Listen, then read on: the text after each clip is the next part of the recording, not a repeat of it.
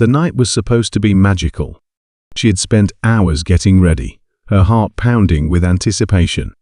The dress she chose wasn't the most expensive, but it made her feel beautiful. Her hair was styled just the way she liked, and for once, she looked in the mirror and felt confident. Tonight was the night she would finally tell him how she felt, the night he would see her as more than just a friend, more than just someone who had always been there in the background. She had imagined this moment 1,000 times, picturing the way his eyes would light up when he finally realized she was the one for him. But nothing could have prepared her for what actually happened. He stood there, his expression unreadable as she poured her heart out. She told him everything, how she had always admired him, how she saw the best in him even when he doubted himself, how she had been there through his worst days, quietly supporting him from the shadows. And when she was done, when her heart was bare and vulnerable, he simply sighed. His voice was calm, almost indifferent, as he said the words that would haunt her for years. "You're just not what I'm looking for." The words sliced through her like a blade. She felt the air leave her lungs as the weight of rejection settled in. He didn't even hesitate, didn't even consider her feelings. He had already made up his mind, and to him she wasn't enough. She forced a smile, nodding as if she understood, as if it didn't hurt. But inside, she was breaking. She wanted to scream, to ask why, to demand an explanation. What was she lacking? What did the others have that she didn't? But she knew no answer would change the truth. He had already moved on, and she was nothing more than a memory he wouldn't even think twice about. She walked away, her head held high, but the moment she was alone, the tears came. She cried not just because he had rejected her, but because she had spent so much time believing that his approval would validate her worth. But that night, something changed. Maybe it was the way she had been dismissed so easily, or maybe it was the realization that she had been waiting for someone who never truly saw her. Either way, something inside her snapped. She wiped her tears, took a deep breath, and made a silent promise. She wouldn't let this define her. She wouldn't waste another moment chasing after someone who didn't see her value. She would rise not to prove anything to him, but to prove to herself that she was always enough. And so, she disappeared. Not in a dramatic way, not in a way that made headlines, but in the quiet, determined way of someone who was done waiting for the world to notice her. She focused on herself, on her goals, on becoming the best version of who she was meant to be. She worked harder, pushed further, and transformed into someone even she hadn't imagined possible. While he was busy looking for someone better, she was becoming unstoppable. And by the time he finally looked back, by the time he realized what he had lost, she was already beyond his reach. She vanished from his life without a trace. No more lingering glances across the room, no more quiet support when he needed someone to listen, no more presence that he had always taken for granted. It wasn't immediate, not something he noticed right away. At first, it was just small things. She stopped replying to his texts, the ones she used to answer within seconds. She wasn't at the usual places where they used to hang out with their mutual friends. If someone mentioned her in conversation, it was always in passing, as if she had simply faded into the background of their lives. And he didn't question it, not then. After all, she had always been there. He had never imagined a world where she wouldn't be. But as weeks turned into months, something started to feel off. He didn't want to admit it, but there were moments late at night, when the conversations around him quieted, when he was left alone with his thoughts, where he felt her absence like a weight pressing down on his chest. He told himself it didn't matter. She wasn't the one for him, and he had made the right decision. She wasn't what he was looking for, and he had been honest about that. So why did it suddenly feel like something was missing? It wasn't until he saw her again, almost a year later, that everything he had convinced himself of began to unravel. The setting was different now, a world away from where they had last spoken. It was an exclusive event, filled with people he had once thought were out of his league. He had worked hard to get here, to be among the successful, the influential, the kind of people who mattered. It was the kind of place where appearances meant everything, where status determined your worth. He had come to impress, to network, to prove that he belonged. And then, just as he was beginning to feel comfortable, he saw her. At first, he wasn't even sure it was her. The woman standing across the room wasn't the same girl he had rejected. She carried herself differently. There was no hesitation, no uncertainty in her posture. She wasn't standing at the edges of the crowd, waiting to be noticed. She was at the center of it, effortlessly commanding attention in a way that felt almost unreal. People gravitated toward her, hanging on to her every word. There was a quiet confidence in her, something that made it impossible to look away. She wasn't just present, she belonged here. He felt something unfamiliar twist inside him. Was it surprise? Regret? Something deeper that he wasn't ready to acknowledge. Whatever it was, it made him take a step closer, drawn to her in a way he had never been before. And then, just as he was about to call her name, she turned, and the moment their eyes met, he knew. She wasn't the same person. The warmth, the familiarity, the quiet devotion that had always been there in her gaze, it was gone. She looked at him the way one looks at a stranger. And in that moment, for the first time, he felt what it was like to be the one left behind.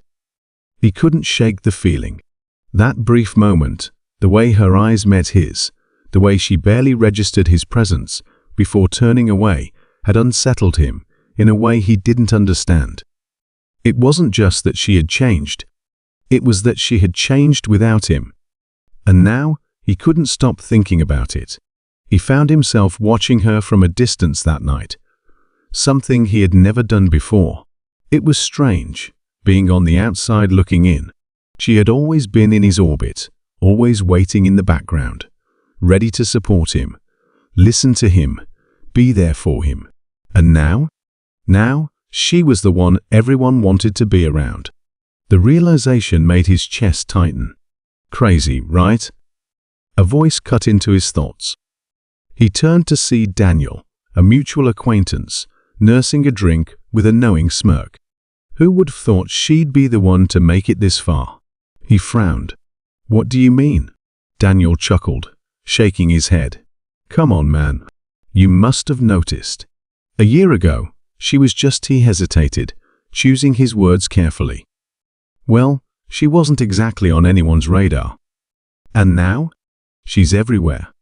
People talk about her like she's the next big thing. I don't know what she did, but whatever it was, it worked. Something about the way he said it sent a chill down his spine. It wasn't just admiration in Daniel's voice. It was curiosity, suspicion, as if her transformation wasn't just surprising, it was unnatural. He glanced back at her. The way she laughed, the way people leaned in closer when she spoke, the way she seemed untouchable now, it didn't make sense. He had known her for years. She had always been kind, soft-spoken, steady. But this version of her, she was sharper, more controlled, almost as if she had built herself from the ground up, piece by piece, stripping away every part that had made her who she used to be. And for the first time since she had disappeared from his life, he felt something he never thought he would. Doubt. Had he ever really known her at all? The rest of the night passed in a blur. Conversations faded into background noise. Laughter turned hollow. And by the time he finally worked up the nerve to approach her, she was already gone. He searched the crowd, scanned the exits, but it was like she had vanished into thin air.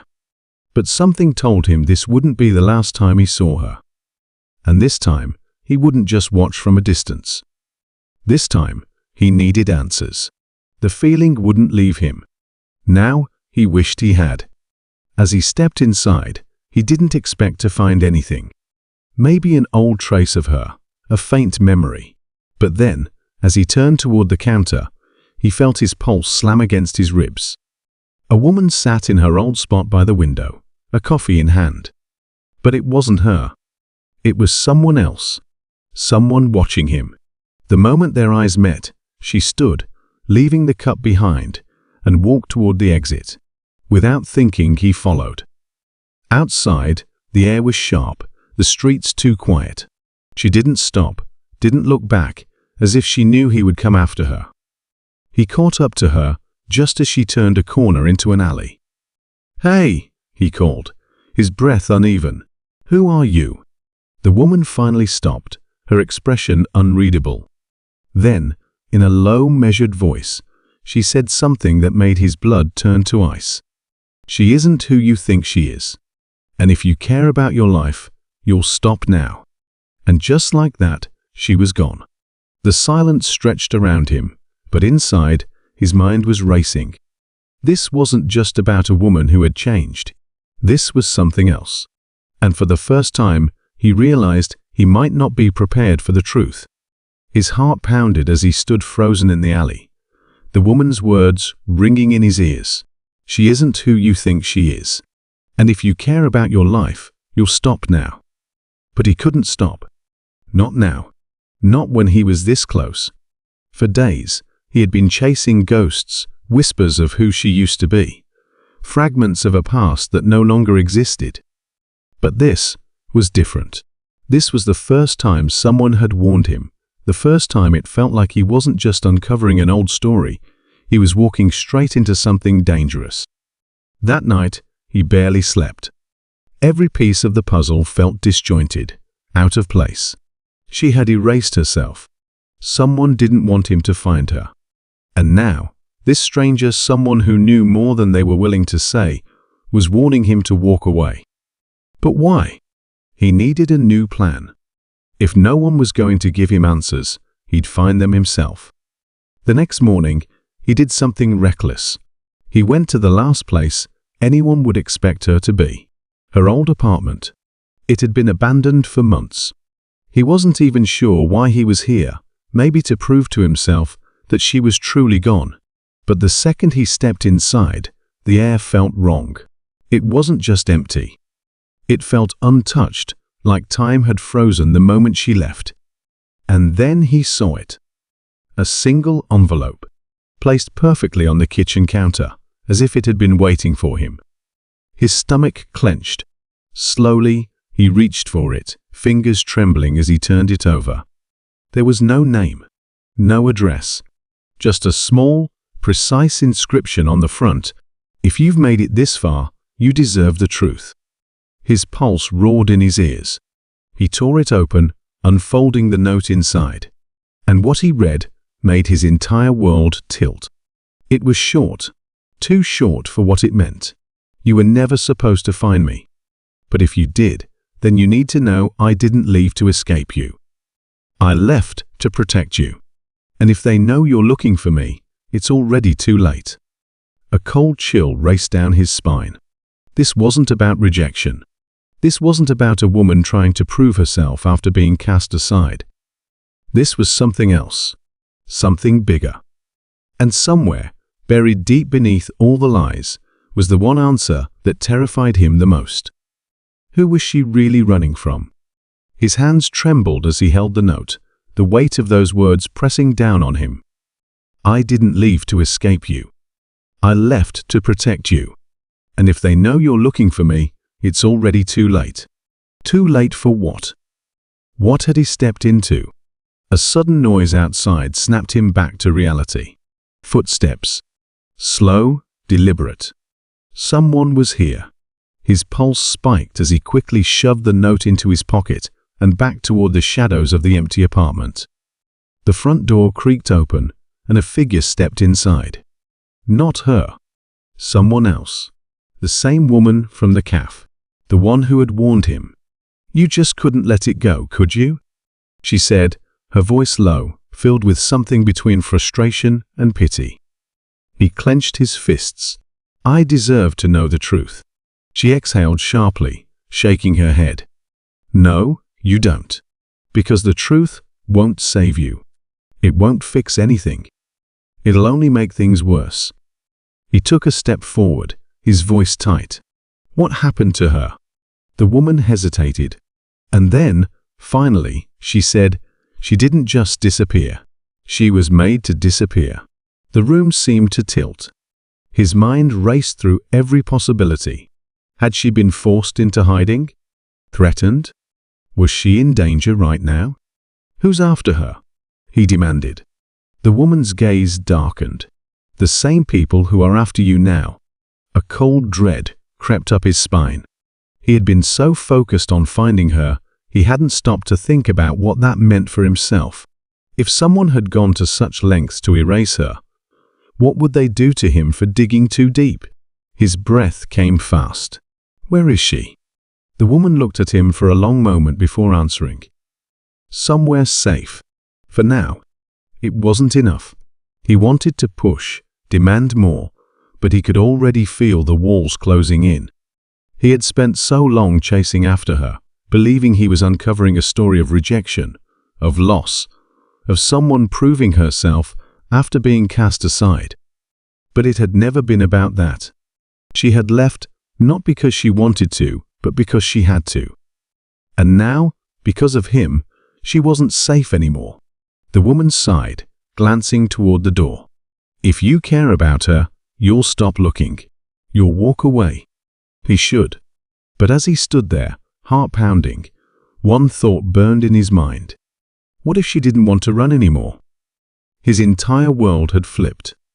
What started as a desperate attempt to understand why she had disappeared had become something far more dangerous. She hadn't left to chase success, to prove anything to him, or to move on from rejection. She had vanished because someone had forced her to. And now, because of him, she wasn't safe anymore. But something didn't add up. If she had left to protect him, why leave behind the letter? Why let him get close enough to find the truth? Unless she wanted him to. The realization sent a jolt through his spine. She hadn't just erased herself, she had left a trail for him to follow. Carefully placed clues. Just enough to keep him chasing without exposing herself too soon. But why? Before he could process it, the woman in front of him, her supposed protector, stiffened. Her eyes flicked past him, toward the window. We have to go. Now? Panic flared. What? Why? She didn't answer.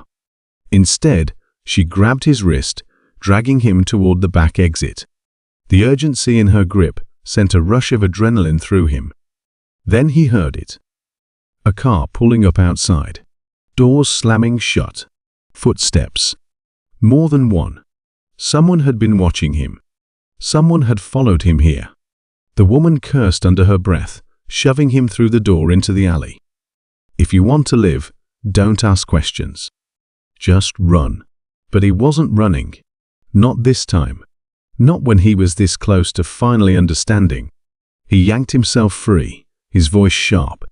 Tell me where she is. For the first time, the woman hesitated.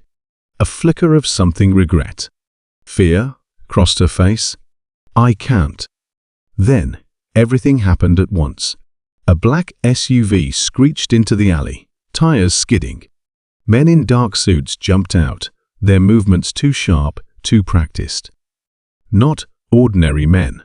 The woman's grip tightened on his arm. They're not here for me. They're here for you. His stomach dropped. And in that instant, he knew. He had been so focused on finding her, on uncovering her truth, that he never realized he had walked straight into the same trap she had escaped. She hadn't just left to protect him. She had left because they had been after him all along. And now, he had led them right to her. His chest tightened as the weight of it all crashed down on him. This wasn't just about her. It had never been just about her. The men in suits weren't here to erase her existence again. They were here to tie up loose ends. And somehow, he had become one. The woman beside him made a split-second decision. She shoved him hard, so hard, he stumbled back against the alley wall. Run? She snapped, pulling a small weapon from her coat. He barely had time to process what was happening before she fired. A single shot echoed in the tight space, sending the men ducking for cover. That was all the time she needed to grab his wrist and haul him into the shadows. His breath came fast and uneven. He couldn't think, couldn't process. He only ran. They cut through the maze of darkened streets, the city blurring past. Somewhere behind them, the men shouted orders, their footsteps growing distant. But it wasn't over. It wouldn't be over until he found her. Until he got the truth from her. Finally, they ducked into an abandoned parking garage, the woman pressing him against a concrete pillar, her breath ragged. "You just made this worse," she hissed. "Do you ever stop?" He swallowed hard, every muscle in his body trembling. "I don't care anymore. Tell me the truth. Who are they? What do they want with her?" "With me?" Her eyes flashed, and for the first time, she looked truly exhausted. "You really don't get it, do you?" she whispered. "You were never supposed to be part of this." But she made a mistake. His heart pounded. "What mistake?" She exhaled shakily. "She loved you." The words landed like a punch. "She tried to keep you out of this," the woman continued. "She was supposed to disappear completely, but she left a door open. For you. And because of that, they never stopped watching you." He felt like the ground was caving beneath him. He thought he had been the one chasing her, that he had been the one uncovering a buried truth. But all along, the real danger had been circling him. And then, the final blow.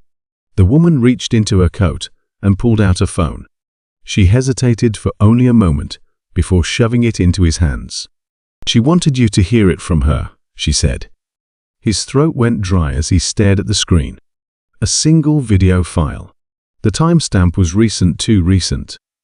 His fingers shook as he pressed play. The screen flickered. And then, there she was. Alive. Looking straight into the camera with an expression he had never seen before. Not fear. Not regret. Something else entirely. And then she spoke. "If you're watching this, then it's too late." His fingers tightened around the phone as the video played. Her face, so familiar, yet different, filled the screen. She wasn't the same woman he had known. The softness in her eyes was gone, replaced by something colder, sharper. Her voice was steady, but there was an urgency beneath it. "If you're watching this, then it's too late." His breath caught in his throat. "I wanted to keep you out of this. I really did. But I should have known you wouldn't let it go." She exhaled, shaking her head slightly. "And now they know. They know you found me." His pulse pounded. He could feel the woman beside him watching, waiting for his reaction. The recording continued. "I left because I had no choice. Not because of you. Not because of what you said that day." She hesitated, something flickering across her face. "Pain? Regret? But because the people we got involved with, weren't going to let me walk away. And once they realized I cared about you, you became leverage."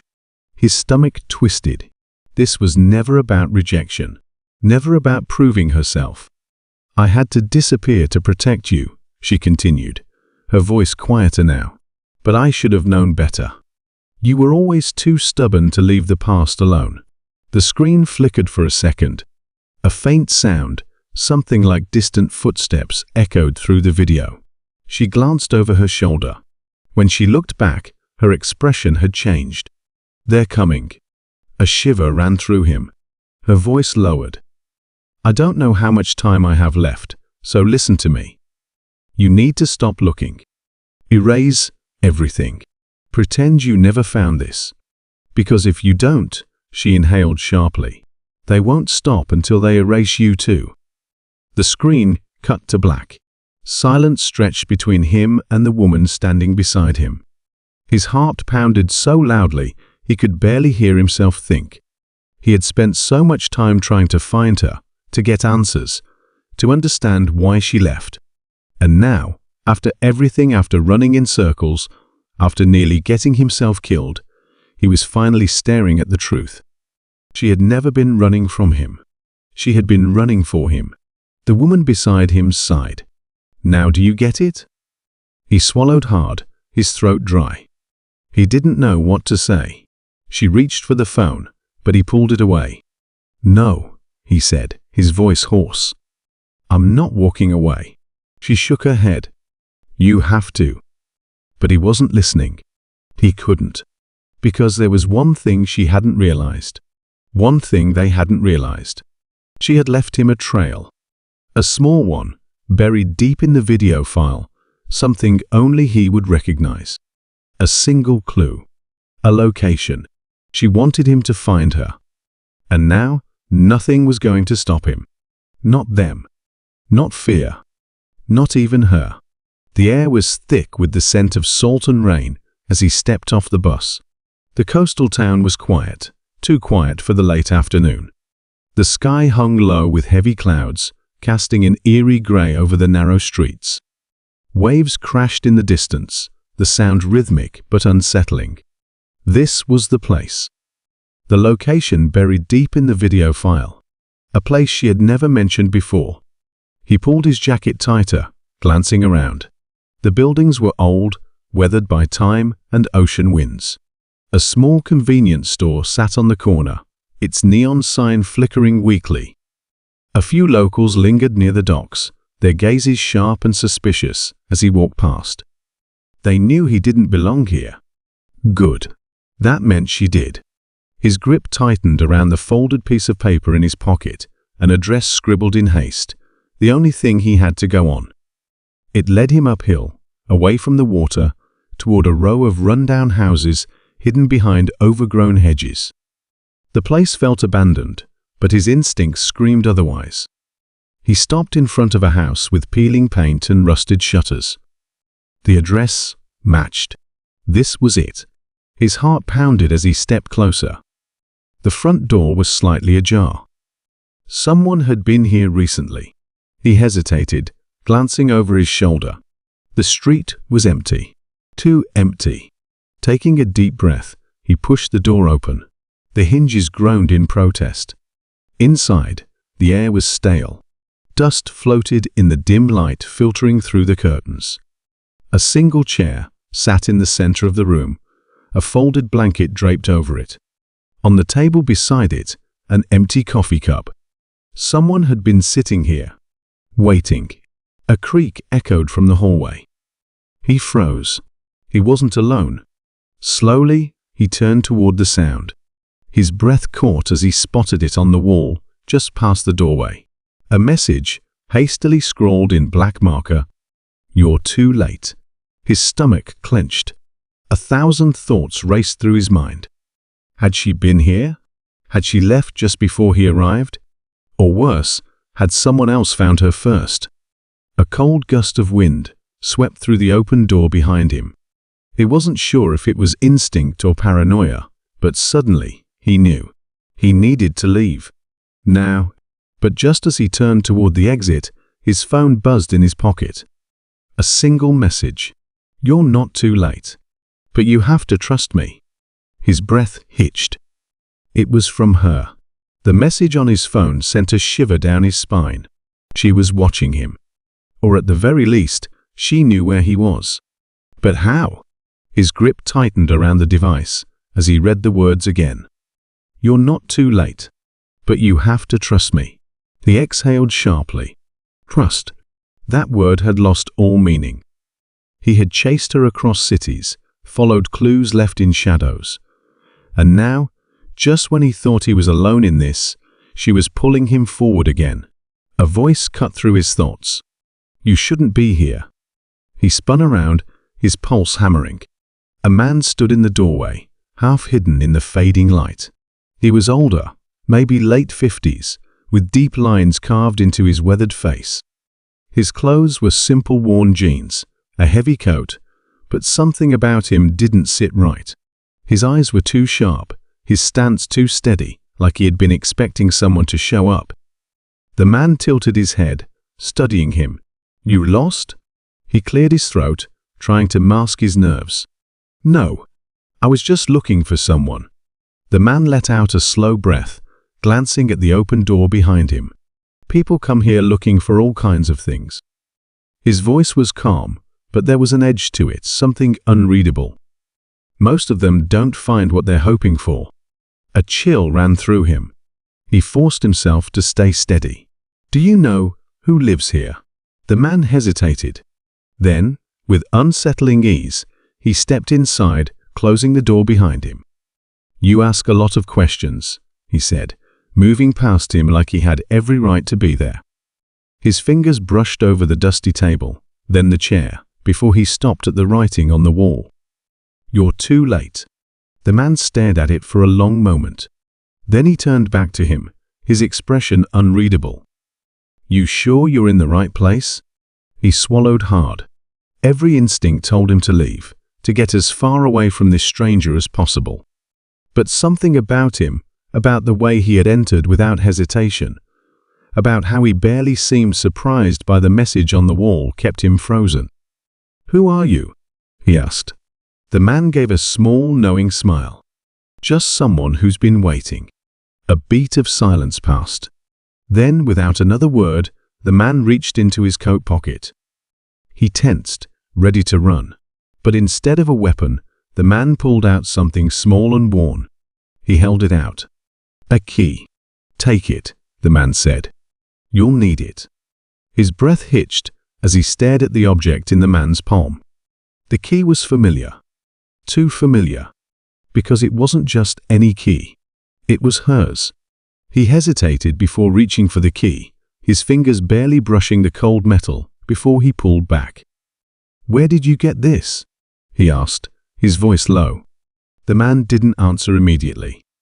Instead, he placed the key on the dusty table with a deliberate slowness, like he wanted the weight of the moment to settle. "You think you're looking for her," the man said, watching him carefully. "But this isn't just about her anymore. It hasn't been for a long time." A sharp gust of wind rattled the loose shutters. The house felt even emptier now, like a place abandoned twice over. He narrowed his eyes. "What's that supposed to mean?" The man exhaled, glancing at the key before looking him in the eye. "Have you ever heard of the Hollis disappearance?" The name sent a jolt through him. Of course, he had. Everyone had. A family, 2 parents, and their teenage son vanished from their home in this very town over a decade ago. No bodies, no evidence. Just an unlocked door and a single shoe left on the front steps. The case had baffled authorities, sparked countless theories. Some people claimed they had run, others whispered about something darker. But what did that have to do with her? "What does that have to do with me?" he asked, trying to keep his voice steady. The man tapped the key with 2 fingers. This belonged to one of them. His breath caught. "That's impossible." "Is it?" The man tilted his head. "Because I think you've been asking the wrong questions. You've been so focused on finding her that you never stopped to wonder why she disappeared in the first place, or what she might have found before she did." A sinking feeling settled in his gut. "You're saying she was looking into this?" The man nodded. "She was getting too close to something. Just like the Hollis family did before they vanished." He tried to process it, but the pieces weren't fitting together. She had never mentioned anything about the case, at least, not to him. Then again, how much had she really told him at all? "Where does this key lead?" he asked. The man's smile didn't reach his eyes. "That's for you to find out." A beat of silence passed before the man turned and walked toward the door. "You should be careful," he added, without looking back. "Some doors aren't meant to be opened." And then, just like that, he was gone. The house felt colder in his absence, the shadows stretching longer. He looked down at the key again, his mind racing. She had led him here for a reason. But now, he wasn't just searching for her anymore. He was searching for something bigger. And if the Hollis family had disappeared without a trace, what were the chances he would make it out any differently? His fingers curled around the key as he stood alone in the dim house, his mind racing. He had come here looking for her, but now, it was bigger than that. The Hollis case, the man's cryptic warnings, the way everything seemed to be converging on this place. But before he could chase the bigger mystery, there was something else. Something deeper. A choice. He exhaled sharply, rubbing his temple. This was supposed to be about finding her, not some decade-old disappearance, not old keys left behind like breadcrumbs. And yet, his thoughts twisted back to their last real conversation, the one before she vanished. He had been frustrated, convinced she was chasing something pointless, something dangerous. She had tried to explain, her voice trembling with urgency. "You don't understand. It's all connected. If I don't stop now, I never will." He hadn't believed her then. But now? He looked at the key again, his stomach tightening. If he used it, if he followed whatever trail she had left there, was no turning back. But if he didn't, then he was no better than before, standing still, watching the past slip away like water through his fingers. His grip tightened. A choice. And for better or worse, he had already made it. Pocketing the key, he stepped out of the house, the coastal wind whipping at his jacket. Whatever this was, wherever it led, he had to see it through. Even if it took him deeper into something he was never meant to find. The key felt heavier in his pocket as he walked away from the house, the wind howling through the empty streets. Every step carried the weight of a choice he hadn't fully made yet. He could walk away now, pretend none of this ever happened, leave the mystery to swallow itself whole. Or he could follow the path she had started, one that had already cost her everything. His phone buzzed. Another message. "If you use the key, you can't undo it. Be sure." His breath hitched. It was from her. Again. But the number was still untraceable, impossible to call back.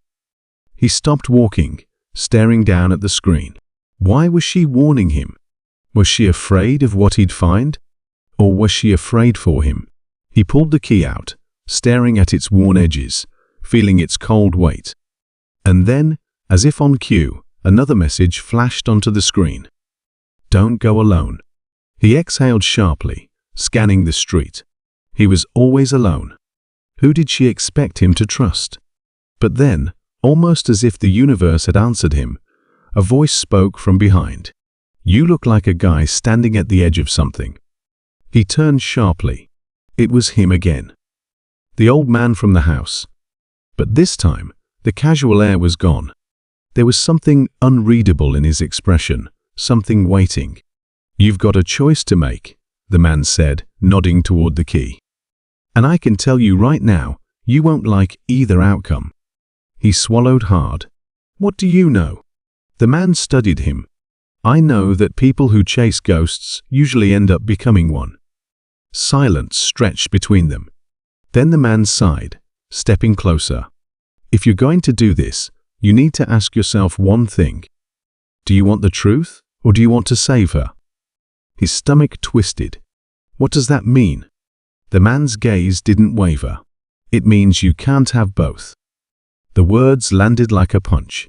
Because if that was true, then the choice wasn't just about finding her. It was about losing her all over again. The key burned in his palm. Truth or salvation. He couldn't have both. But he had to choose. The man's words hung heavy in the air, but before he could respond, his phone vibrated again. This time, there was no text. Just a single image. A dimly lit room. A table in the center. And on it something small, barely visible in the grainy photo. He zoomed in, his breath catching in his throat. It was the same key he was holding. His pulse thundered in his ears. Someone she had sent this. But how? And why? His grip tightened. He looked up, ready to demand answers from the old man. But the space where he had stood was empty. Gone. Like he had never been there at all. A cold shiver ran through him. He turned in a slow circle, scanning the empty street. No sign of him. No fading footsteps. Nothing. A chill crept into his spine. He checked the message again. No sender information. No timestamp. Like it had just appeared out of nowhere. His heart pounded as he stared at the image. The table, the key, the eerie stillness of the room.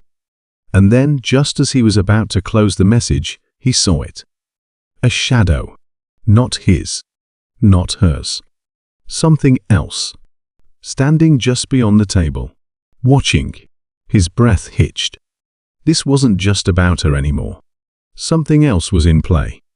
And whatever it was, it had been waiting for him. The world around him felt unreal, like he was trapped in a dream that wouldn't let go. His feet carried him forward, though every instinct screamed at him to turn back. The message, the key, the shadow in the photo, it was all pushing him towards something he wasn't ready to face. But he had to face it. The building in the picture was easy to recognize. An abandoned motel on the edge of town, boarded up for years, its windows shattered, its walls covered in graffiti. The kind of place where time had stopped, where forgotten things lingered. As he approached, the air grew thick, pressing against his skin like unseen hands. He stepped through the broken doorway, his breath shallow. Inside, silence. The air smelled of dust and old wood, and every sound seemed muffled, like the building itself was swallowing them whole. His footsteps creaked on the warped floorboards as he moved toward the center of the room. The table was there, just like in the photo. And so was the key. His heart pounded. He pulled the key from his pocket, comparing them. They were identical. Same scratches, same worn edges. How was that possible? He reached out slowly, his fingers barely brushing the second key. A whisper. Low. Faint. Right behind him. He spun, his pulse hammering. No one. The room was empty. But the air felt different now. Charged. Like he wasn't supposed to be here. His throat tightened. His mind screamed at him to go, but something kept him frozen. And then, his phone vibrated. A new message. He hesitated before looking. You shouldn't have come. His stomach dropped. The shadows in the corners of the room seemed darker now, stretching, shifting. Something was wrong. And he wasn't alone. His fingers trembled as he stared at the message, the weight of the warning pressing down on him like an unseen force. His instincts screamed at him to leave, but something about the moment felt unfinished, like he was on the edge of understanding something crucial. Then he saw it, just a flicker in the dust-heavy air. A shape near the doorway, barely visible in the dim light. His breath caught. Someone was here. He took a step forward, his pulse hammering. Who's there? No answer. But then, movement. A figure emerged from the shadows, just enough for him to make out the outline of a face. His blood ran cold. It was her. For a split second, relief flooded him. She was alive. She was here. But something was wrong. Her expression was unreadable, her eyes distant, like she wasn't really seeing him. She opened her mouth like she wanted to speak, but no sound came out. Then, just as quickly as she had appeared, she stepped backward into the darkened hallway, vanishing from sight. His stomach twisted. She wanted him to follow. Ignoring every rational thought, he lunged forward, pushing through the doorway where she had disappeared. But the second he crossed the threshold, something changed. The air felt wrong. The hallway was no longer the same decayed abandoned ruin, it was intact. The walls were clean, the doors freshly painted. The air smelled of something familiar, something he couldn't place. He turned back, expecting to see the room behind him. But it was gone. The doorway he had just stepped through was gone. His pulse slammed against his ribs. This wasn't possible. His phone buzzed again. He looked down, heart pounding. A new message. Now you see. And just like that, he realized he hadn't found the mystery. The mystery had found him. The walls around him seemed to breathe, shifting subtly as if the building itself was alive. His pulse thundered in his ears as he forced himself to move, to make sense of what had just happened. The motel wasn't abandoned anymore. It was as if he had stepped into a version of the past that had never decayed. But how? His phone vibrated again, and this time it wasn't a text, it was a call. The screen showed a number he didn't recognize, but something in his gut told him to answer. He pressed it to his ear. Hello? A sharp breath on the other end. Then a voice low, urgent. You don't have time. His grip tightened. Who is this?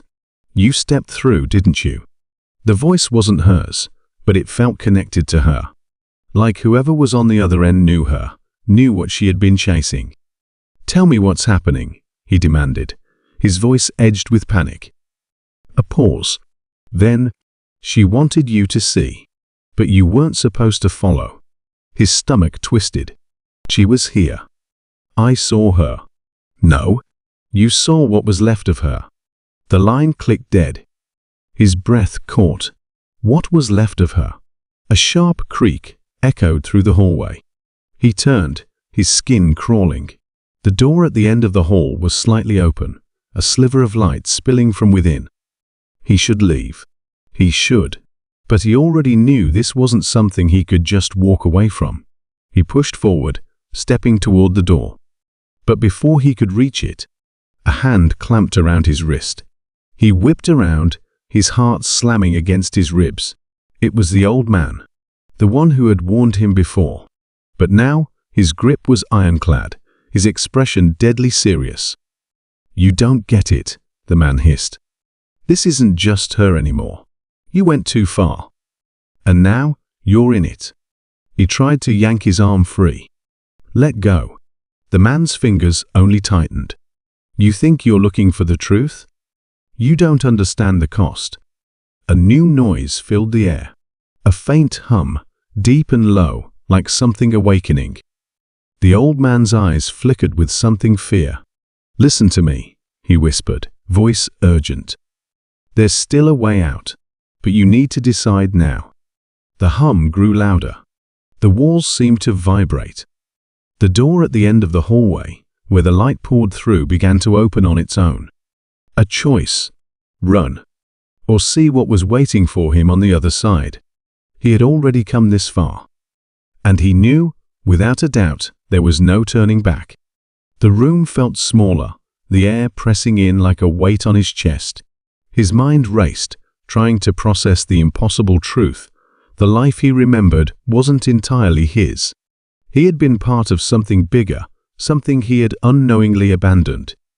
And now, by digging too deep, he had shattered whatever fragile balance had been holding it all together. The stranger was still watching him, waiting. You're lying, he said, but his voice lacked conviction.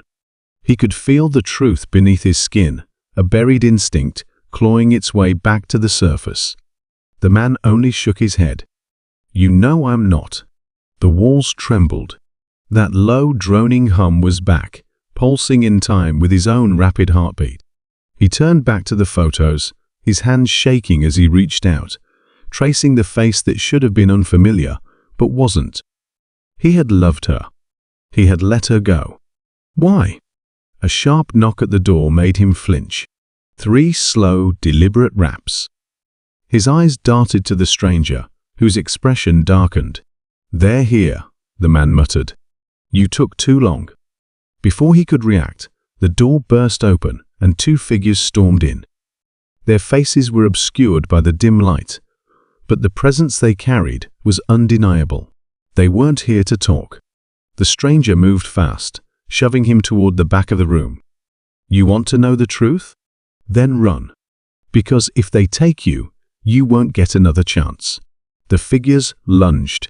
He didn't think he bolted, shoving past the wall of photographs and toward the only exit that wasn't blocked. The hum grew deafening now, the very foundation of the motel shaking beneath his feet. He stumbled into the hallway, the lights above flickering wildly. He needed to find her. If she had tried to protect him before, maybe she still had the answers he was missing. A sharp pain shot through his head, and another memory slammed into him. Her voice, urgent, whispering against his ear. If they find me, it's over. Don't trust what you see. And whatever happens. The memory cut off as a hand grabbed his arm. He spun around, expecting one of the men. But it was her. She was standing right there, her face pale, eyes wide with something between fear and relief. You shouldn't have come back, she breathed.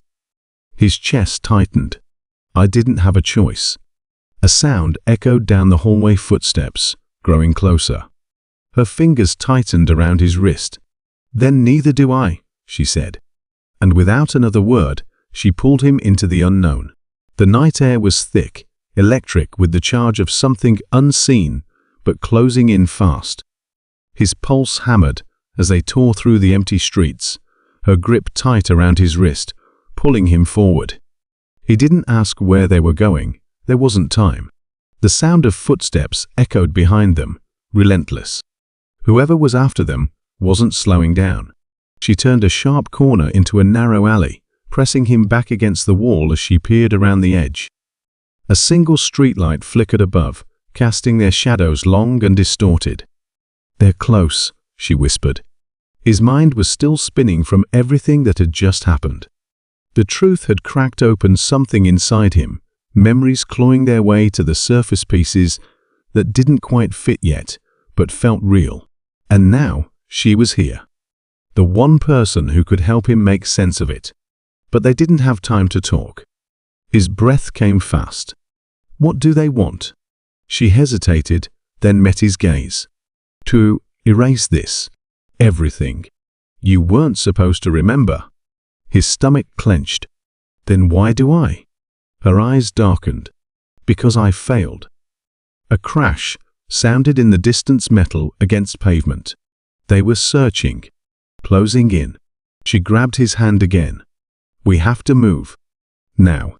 They slipped through the alley, cutting across abandoned lots and weaving through the maze of darkened streets. The city felt wrong, too still, too quiet, like the entire world was holding its breath. We don't have much time, she said, glancing at the sky. He frowned. Why? What happens if... The words died in his throat as she suddenly stopped, her hand gripping his arm so hard it hurt. We're too late, she whispered. He followed her gaze, his breath catching. The sky above them wasn't dark anymore. It was shifting, rippling like the surface of a disturbed lake. The stars, what should have been stars, were moving, rearranging. Something was changing. His skin prickled with a deep, gut-wrenching certainty. If they didn't stop this now, there wouldn't be a truth left to uncover. She turned to him, eyes flashing with urgency. The last piece of the puzzle, it's still out there. But we only have minutes before everything resets. His heart pounded. This was it. A race against time. And if they lost, nothing would ever be the same again. The night stretched endlessly, heavy with secrets too dangerous to be spoken aloud. From the rooftop above, he watched them run, watched as she pulled him forward, desperate, frantic. They thought they were ahead. They thought they still had time. They were wrong. He exhaled slowly, steadying himself against the cold metal railing. His fingers curled into a fist. This wasn't how it was supposed to go. He had spent years making sure this moment never came, ensuring that certain memories stayed buried, certain truths remained untold. And yet, here they were so close to unraveling everything. A voice crackled in his earpiece. They're moving toward the east sector. He tapped the device once, acknowledging the report, but saying nothing. His eyes never left them. She was making the same mistake again, dragging him deeper into something he wasn't ready to face. He clenched his jaw. They didn't understand what was at stake. They thought this was a game of finding answers, but it was never about that. Some doors were meant to stay closed. Some memories were better left forgotten. Because once they knew the truth, really knew it, there would be no undoing it. And then he wouldn't be able to protect them anymore. His earpiece buzzed again. Orders? He hesitated. The simplest answer would be to stop them now. Call in the retrieval squad. Have it over with before they got too close. He could still contain this, still pull the strings from the shadows. But something held him back. Maybe it was the way she was looking at him, the desperation in her eyes, the way she clung to him, like he was the only thing anchoring her to this world. Or maybe it was the way he was starting to remember, breaking through the walls carefully constructed to keep him in the dark. If he interfered now, it would all be for nothing. He let out a slow breath, then pressed his earpiece. Hold position. A pause. Then, sir? Let them run, he said. Let them think they have time. His grip tightened on the railing. They'll come right to us. He ended the transmission, his gaze locked on the two figures disappearing into the night. One way or another, this was going to end. And when it did, neither of them would ever look at him the same way again. The air was thick with static, every breath laced with the weight of something inevitable. He stood at the edge of the abandoned train yard, the cold steel tracks stretching into the distance, like veins feeding into the unknown. The city loomed behind him, its lights flickering like dying embers. Ahead, in the darkness, he was waiting. The man who had been pulling the strings. The one who had let him run just long enough to make him think he had a choice. A single overhead light flickered to life, casting long shadows across the rusted metal containers, stacked like tombstones. And then he stepped forward, calm, collected, as if he already knew how this would end. You came, the man said, voice smooth, almost amused. The protagonist clenched his fists. I didn't have a choice. One choice would end this now. The other would tear everything apart. The device pulsed again. The moment stretched too long, too heavy until finally he moved. But which choice did he make? Even he wasn't sure yet. The protagonist's breath was shallow, his grip tightening around the device as the tension stretched unbearably thin. Every muscle in his body screamed for him to choose, but before he could, something unexpected happened. The device flickered. Just for a moment. A tiny, nearly imperceptible glitch in its humming energy. And then, a voice crackled through the air. Distorted, garbled, but undeniably familiar. Don't trust them. The protagonist froze. His pulse pounded in his ears.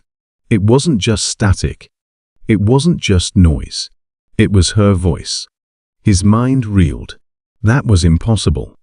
She was standing right there, half hidden in the shadows, watching him with wide, unblinking eyes. She hadn't said a word, but the voice, her exact voice, had come from the device. He turned sharply, his gaze darting between her and the man still standing in front of him. The antagonist smirked, as if he had been expecting this moment. Now you're starting to understand. But was he? The protagonist's throat was dry. His thoughts twisted into knots. The voice, the warning was real. He knew it was real. But if she hadn't said it, then who had? The device flickered again. Another whisper beneath the static. It's not what you think. His stomach churned. Nothing made sense. Was this a trick? A last-ditch effort to manipulate him? Or was he standing on the edge of a truth far more terrifying than anything he had imagined? He looked at her again. She took a step forward, lips parting as if she was about to speak, really speak this time, but hesitation flashed in her eyes. The same hesitation she had been carrying since the beginning. A sharp breath escaped him. Had she known something all along? Had she been leading him here not to help, but to control what he found? His world tilted under the weight of the realization. Every answer he thought he had was unraveling. Every person he had trusted, every choice he had made, felt like it had been orchestrated by unseen hands. The antagonist chuckled lowly. Go ahead, he said.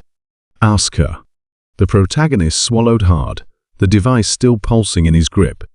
His voice was hoarse when he finally spoke. What aren't you telling me? She flinched. Just barely. But enough. And in that instant, he knew. He wasn't prepared for what was coming next. Before she could answer, before she could even react, something cut through the tension like a blade. A slow clap. It echoed off the metal containers and rusted tracks, mocking, deliberate. The protagonist whirled around, his pulse hammering. And then he saw him. A figure stepped out from the darkness, hands in the pockets of a long coat, head tilted just slightly, as if he had been watching a particularly amusing performance. He was tall, lean, the kind of presence that demanded attention without needing to speak. But it was his smile that set the protagonist on edge. "Now this is entertaining," the stranger said, his voice smooth, almost lazy. "I was wondering how long it would take for you to start asking the right questions." The protagonist's grip on the device tightened. "Who the hell are you?" The man's smile widened, but there was nothing friendly about it. "Oh, come on. You've been tearing through this mess, putting pieces together. Surely you knew someone else was watching." His stomach twisted. Another player. Another unknown. The antagonist didn't seem surprised. If anything, he looked annoyed. "You," he muttered, rubbing his temple. Of course. That only made the protagonist more suspicious. The stranger turned to him, ignoring everyone else. "Listen, kid. You're in way over your head, but you already know that." He gestured lazily toward the woman, the one he had just doubted, the one who still hadn't said a word. "And you're starting to figure out that the people closest to you? Not always what they seem." The protagonist's chest tightened. Because the worst part, he wasn't wrong. The stranger's eyes gleamed, studying his reaction. "Thing is, you don't know the half of it. But lucky for you, I hate when people keep good secrets all to themselves." The protagonist exhaled sharply. "And I'm just supposed to trust you?" The man shrugged. Not even a little. A cold wind cut between them. No one spoke. The weight of the choice settled on his shoulders. Stay and fight a battle where he didn't even know the sides? Or take a chance on someone who had just admitted he wasn't trustworthy? The woman finally spoke, her voice barely above a whisper. "Don't listen to him." The stranger just smirked. And the protagonist? He had no idea who to believe anymore. The protagonist exhaled, his mind racing. The weight of every unanswered question, every half-truth and deception, pressed down on him like a crushing force. He needed answers, real answers. And the stranger, for all his smugness, was the only one offering them. He made his choice. "I'm listening," he said, his voice firm, ignoring the sharp look from the woman beside him. The stranger grinned like he had already won. Good choice. But it wasn't. The moment he took a step toward the stranger, everything went wrong. A deafening crack shattered the air, a warning shot, a threat, or maybe something worse. The protagonist barely had time to react before a sharp pain seared through his shoulder, sending him staggering back. He hit the ground hard, vision swimming, blood soaking through his jacket. A sniper. The stranger cursed under his breath, immediately ducking behind cover. The woman rushed toward the protagonist, grabbing his arm to pull him to safety, but something in her eyes, fear, regret, told him this wasn't just bad luck. This had been a trap. Not for him, for the stranger. And now, because he had hesitated, because he had trusted the wrong person, even for a second, he was caught in the middle of it. The woman pressed her hand against his wound, trying to stop the bleeding. "We have to move." The stranger, still crouched behind cover, looked at the two of them with something almost like frustration. "Damn it, kid," he muttered. "You really don't know when to pick your battles." Then, before the protagonist could respond, the stranger ran. Not toward them. Away. Vanishing into the maze of steel and concrete, leaving the protagonist behind injured, vulnerable and completely unsure of what had just happened. The woman turned to him, her expression unreadable. "You should have listened to me." And for the first time, he started to think she might have been right. The pain in his shoulder was unbearable, but it was nothing compared to the storm in his head. Every decision he had made had led him here, bleeding, abandoned, and more lost than ever. He clenched his jaw as the woman dragged him through the narrow alleyway, her grip firm but unreadable. He didn't know if she was helping him out of guilt, necessity, or something else entirely. And that terrified him. His thoughts twisted, turning against him. Who had set up the ambush? Was it meant for him or for the stranger? And why had the stranger run instead of fighting back? Was this all part of some bigger play? One he wasn't smart enough to see yet. He flinched as she pressed harder against his wound, trying to stop the bleeding. "Stay still," she muttered. He wanted to. He wanted to trust that she was actually trying to help him. But he couldn't. His mind wouldn't let him. He had promised himself he would never be in this position again, helpless, waiting, hoping that someone, anyone, would come for him. He had fought to be stronger, to never rely on another person, to never need anyone. But now, he was here, wounded, cornered, trapped. And the worst part? He did need her. That truth cut deeper than any bullet. His breathing turned ragged. The fear, the doubt, the weight of everything he had been running from it was breaking him. He squeezed his eyes shut, trying to block it out, but the memories crashed over him like a tidal wave. "Look at me," she ordered, her voice sharp. He didn't. He couldn't. She shook him. Hard. "I know what this is," she said, her tone softer now. "I know what you're feeling. I know what it's like to be trapped in your own head. But you have to fight it." His eyes snapped open, wild and unfocused. His hands trembled, his pulse roaring in his ears. "I don't," his voice cracked. He hated how small it sounded. She didn't let go. "Yes, you do." And the worst part? She was right. But knowing that didn't make it any easier. The pain in his shoulder was nothing compared to the ice spreading through his chest. He had been wrong. So wrong. The betrayal was so sharp, so sudden, that for a moment his mind refused to process it. His body reacted, first staggering back, breath hitching, muscles tensing like he had just taken another bullet. But it wasn't a bullet this time. It was them. Someone he had trusted. Someone who had been by his side. Someone who had helped him. Someone who had saved him. And now? Now, they stood there, weapon drawn, eyes cold, like none of it had ever mattered. His mind raced, trying to connect the pieces, trying to find the why. But the answer wasn't coming fast enough, and the ground beneath him felt like it was splitting apart. The woman beside him stiffened, hand inching toward her own weapon. She hadn't expected this either. That meant something. But it didn't change the fact that they were outnumbered, outplayed. He swallowed hard, his pulse hammering in his throat. He wanted to ask why, but deep down he already knew. He just didn't want to believe it.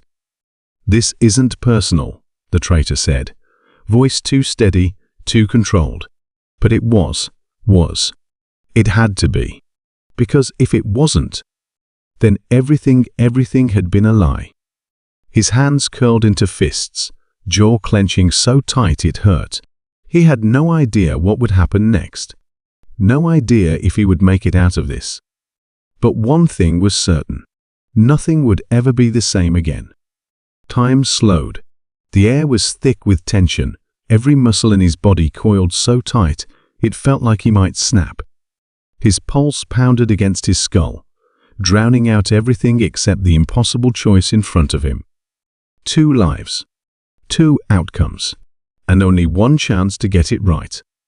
The gun in his hand felt heavier than it ever had before. Sweat slicked his palm, but his grip was steady. He had been in dangerous situations before. He had fought, he had run, he had survived. But this wasn't a fight he could win with speed or strength. This was a test, a trap, and he was out of time. To his left, she was struggling, pinned down, her breath coming in ragged gasps as the traitor's gun pressed against her skull. Her wide eyes locked onto his, unspoken words passing between them. To his right, the briefcase, the one that held everything. The truth, the evidence, the one thing that could end this nightmare. It was inches away from slipping into enemy hands. Save her. Lose the truth. Take the shot. Risk her life. His vision blurred, panic clawing at his ribs. There had to be a way out. A third option. A miracle. But there wasn't. The traitor's finger tightened on the trigger. Decide. He exhaled sharply, every second stretching into eternity. And then, he moved. The moment he pulled the trigger, he thought he had made his choice. The gunshot rang out, echoing through the narrow space. The traitors staggered, a look of shock flickering across their face before they crumpled to the ground. The woman gasped, barely managing to scramble free before another shot could be fired. He should have felt relief. He should have. Instead, something was wrong. His focus had been so sharp, so locked onto the decision in front of him, that he hadn't seen it coming. The briefcase, the evidence was gone. Not taken by the traitor. Not grabbed in the struggle. It was simply missing. Panic flared in his chest. He scanned the room, searching for any sign of it, but it was as if it had vanished into thin air. And then, just as the realization hit, his earpiece crackled. A voice, cold and calculated. "You really thought this was about the truth?" His breath caught. His blood turned ice. "You've been looking in the wrong direction this entire time." The mystery he had been fighting to unravel, the conspiracy, the betrayals. Everything had been nothing more than a distraction. A carefully orchestrated misdirection, while something far bigger had been unfolding in the shadows. And he had just played right into it. The second the voice crackled through his earpiece, a chill ran down his spine. "You've been looking in the wrong direction this entire time." And then boom. An explosion tore through the hallway behind him, sending a shockwave of heat and force slamming into his back. He barely had time to throw himself forward before the walls burst apart, flames licking at his heels. The pressure in his ears was deafening, and when he hit the ground, the world tilted violently. No time to think. No time to process. He pushed himself up, coughing against the thick smoke as he stumbled forward. His vision was blurry, his limbs screaming in protest, but instincts took over. He ran. Footsteps thundered behind him. Not just one set, many. They were closing in fast. His mind raced. The building was compromised. The exits were traps. If they caught him, he wouldn't get another chance to escape. A sharp turn, an open stairwell. He lunged for it, vaulting over the railing instead of taking the stairs, landing hard on the level below. Pain shot up his legs, but he gritted his teeth and kept moving. Gunfire erupted above him. Bullets ricocheted off the metal railings, sparks flying. "They're cutting off the lower floors." A voice crackled in his earpiece, hers. "Then I'm going up," he growled. He spun, taking the stairs 3 at a time, pushing his body to its limits. His breath came in sharp, ragged gasps. He could hear them closing in, their shouts, their footsteps pounding in sync. Reaching the top floor, he skidded to a stop dead end. A massive window stretched across the wall, the city lights flickering below. The wind howled outside. No time to hesitate. He took 3 steps back, inhaled sharply, and ran straight at the glass. The impact shattered the world into shards. For a split second, he was weightless, falling, air rushing past him. The rooftop across the alleyway loomed closer, too far. Then impact. His fingers just barely caught the edge. His body slammed against the side, but he held on, barely. His arms trembled as he pulled himself up. The shouts from the window behind him grew distant, the gunman realizing too late that he was gone. Rolling onto the rooftop, he lay there for a second, chest heaving. He had escaped. Barely. But this wasn't over. Not even close. Lying on the rooftop, chest heaving, the adrenaline finally started to fade, leaving only exhaustion and something heavier pressing against his ribs. He had escaped. But at what cost? Staring up at the night sky, he felt the weight of everything crashing down on him at once. The choices he'd made. The people he'd trusted. The people he'd lost. For so long, he had believed he was fighting for the truth. That if he just uncovered the right secret, exposed the right lie, everything would make sense. But now he wasn't sure if he was even asking the right questions anymore. Had he ever been in control? Or had he just been a pawn in someone else's game? The voice in his earpiece still echoed in his mind. You've been looking in the wrong direction. He clenched his fists. What if they were right? What if this had never been about the evidence, the betrayals, the chase? What if the real mystery was something deeper, something he hadn't even considered? A cold realization settled over him. He wasn't just running from danger. He was running towards something he didn't understand. And that terrified him more than anything else. His earpiece crackled again. But this time, the voice wasn't the same calculated, taunting presence from before. It was her. Shaky, breathless, afraid. They found me. His body went rigid. The exhaustion, the doubt, the weight of his choices, none of it mattered anymore. The second those words hit his ears, every instinct in him screamed, "Move." "Where are you?" His voice was sharp, cutting through the night air. Static. A muffled sound, like a struggle. Then, a man's voice. Low. Menacing. "If you want to see her again, you know what to do." His stomach dropped. This wasn't just about him anymore. They had made it personal. He shot up from the rooftop, fists clenched so tightly his knuckles went white. His mind raced. Every second wasted was a second closer to losing her. He had a choice. He could keep running, keep chasing the truth. Or he could go straight into the trap, knowing exactly what was waiting for him. There was no real choice. They wanted him desperate, reckless, willing to sacrifice everything. And they were right, because he would burn the whole city down before he let them take her. The warehouse was silent, except for the slow, deliberate echo of footsteps on concrete. Shadows stretched long under flickering overhead lights, casting jagged shapes along the walls. He stood at the center of it all, his pulse pounding in his ears. They were here. All of them. Across from him, the man who had orchestrated everything leaned against a stack of crates, arms crossed, an infuriating smirk on his face. Beside him, a woman he once trusted stood with her arms wrapped tightly around herself, her expression unreadable. And at the far end of the room, bound to a chair, was her gagged, eyes wide with fear. His hands curled into fists. "You came faster than I expected," the man said smoothly. "You must really care about her." His muscles tensed. "If you've hurt her..." "Oh, relax. She's fine. For now." A slow chuckle. "I have to admit, watching you run in circles, thinking you had any control over this, it's been entertaining." His jaw tightened, but before he could respond, another voice cut through the tension. "You should listen to him."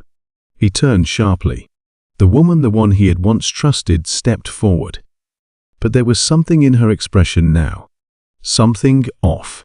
"Why?" he demanded. "So you can betray me again?" Her lips pressed together. "So you don't get yourself killed." The smirk on the man's face widened. "She's been playing both sides for a while now. Isn't that right?" His breath hitched.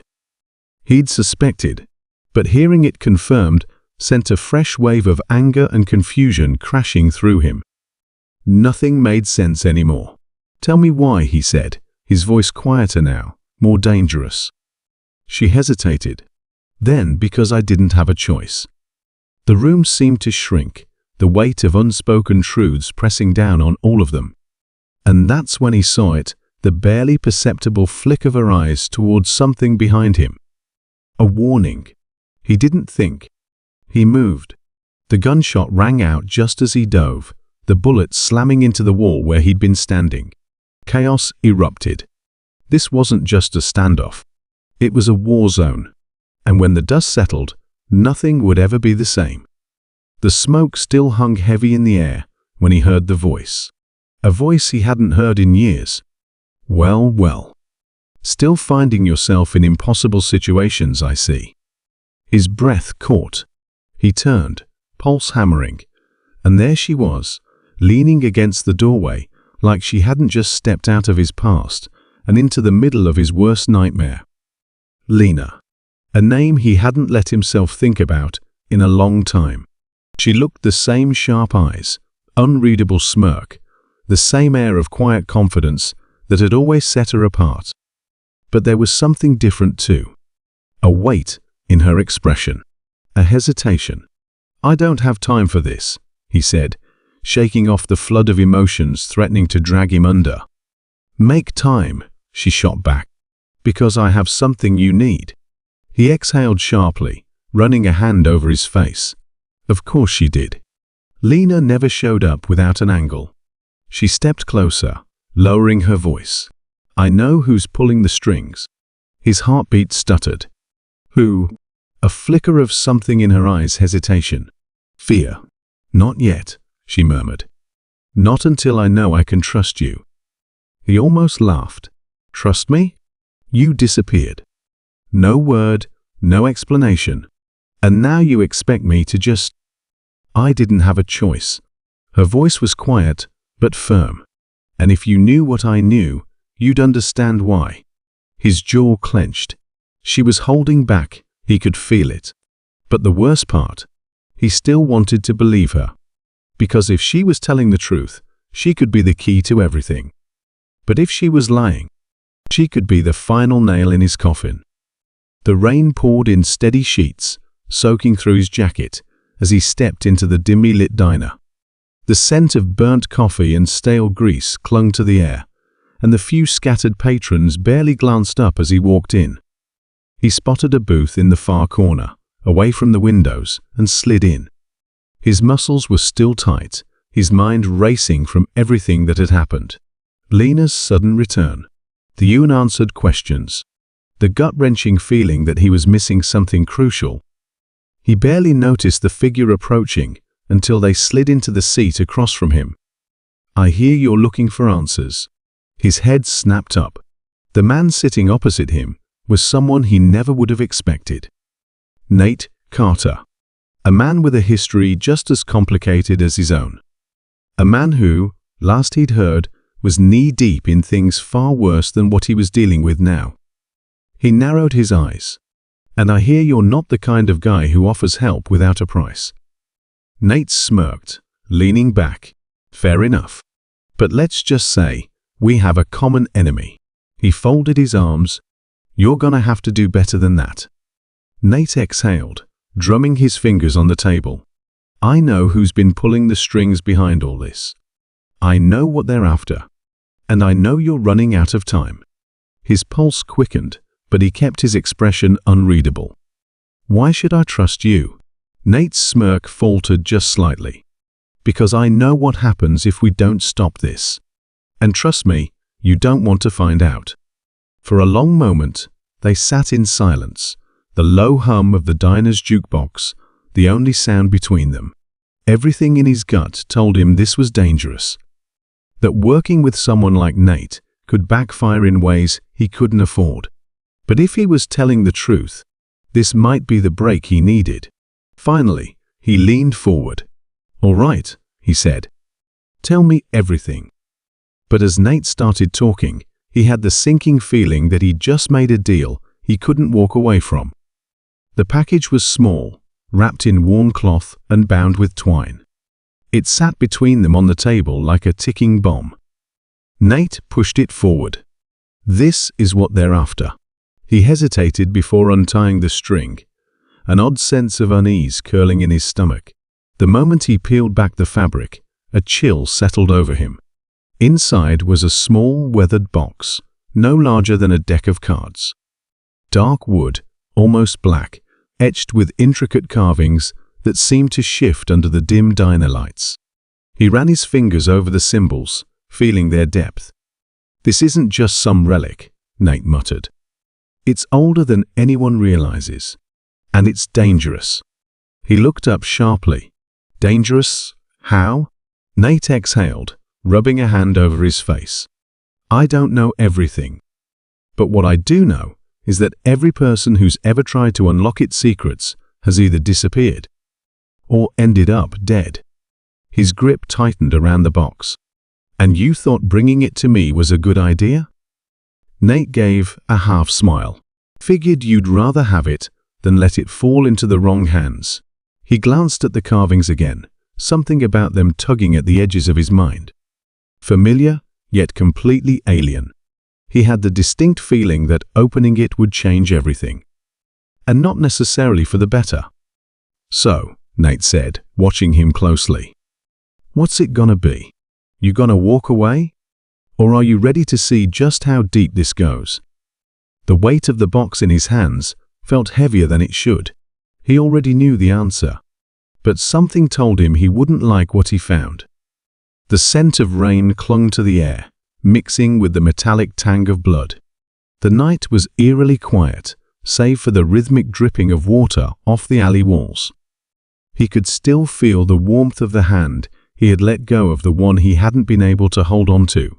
The flashback hit like a sudden gust of wind, pulling him back years into the past.